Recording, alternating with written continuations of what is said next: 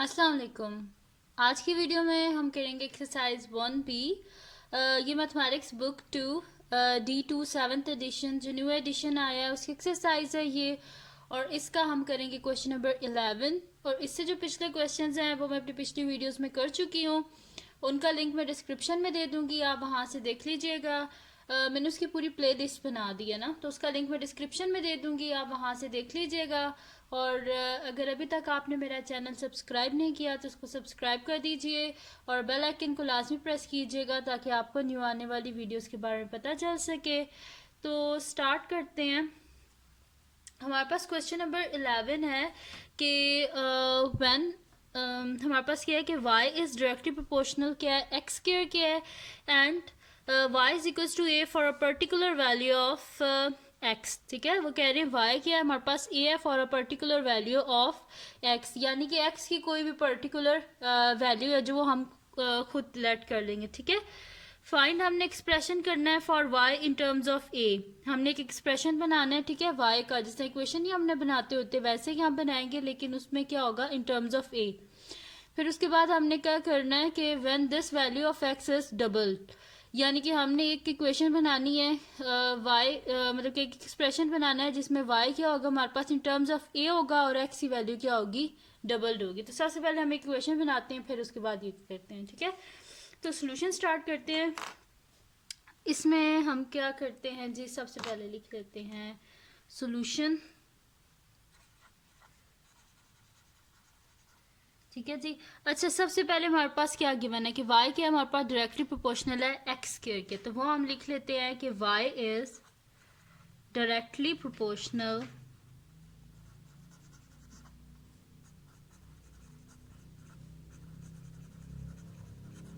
y is directly proportional to x square. ठीक है, हमने लिख दिया कि y क्या हमारे पास डायरेक्टली प्रोपोर्शनल है एक्स स्क्वायर के। अब यानी कि हम इसे लिखेंगे किस तरह कि y हमारे पास क्या है जी, डायरेक्टली प्रोपोर्शनल एक्स स्क्वायर के। ये प्रोपोर्शनलिटी का हमें साइन नहीं चाहिए, तो हमारे पास क्या हो जाएगा ये के sorry y is equals to k x square. ठीक है, और k क्या हमारे पास, where k is a constant. ठीक है, हमने लिख दिया कि k क्या हमारे पास कांस्टेंट है। अब उन्होंने क्या गिवन था हमारे पास कि y किसके इक्वल है, a के for a particular value of x। ठीक है, तो y तो a के इक्वल है और x की वैल्यू को हम खुद से लेट कर लेते हैं। ठीक है, तो यहाँ पे हम लिख लेते हैं कि लेट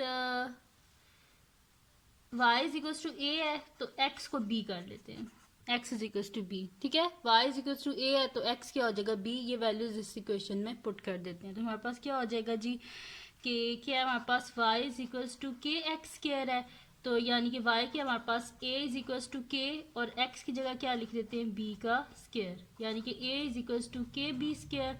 और अगर हमें k की वैल्यू चाहिए तो बोथ साइड पे हम क्या कर देंगे, b स्क्वायर से डिवाइड कर देंगे, बी स्क्वायर और बी स्क्वायर कैंसिल आउट, यानी कि के क्या आ गया हमारे पास a बाय बी स्क्वायर। ठीक है, ये हमने वैल्यू फाइंड आउट कर लिया है। आप क्या कर देते हैं कि के की जो वैल्यू है ना, ये हम क्या कर देते हैं, इस इक्वेशन में पुट कर देते हैं। ठीक है, तो ये हमारे पास इस तरह आ जाएगी जी कि y is equals to k x square है ना हमारे पास, तो ये आ जाएगा y is equals to a by b square और साथ में क्या आ जाएगा, एक्स स्क्वायर। ये हमारे पास आ गया। ठीक है, अब इसमें हमारे पास क्या है कि हमने y की वैल्यू फाइंड आउट करनी है इन टर्म्स ऑफ a, लेकिन x क्या होगा जब डबल, यानी कि x की वैल्यू को हमने क्या करना है, डबल कर देना। तो यहाँ पे हम लिख देते हैं कि व्हेन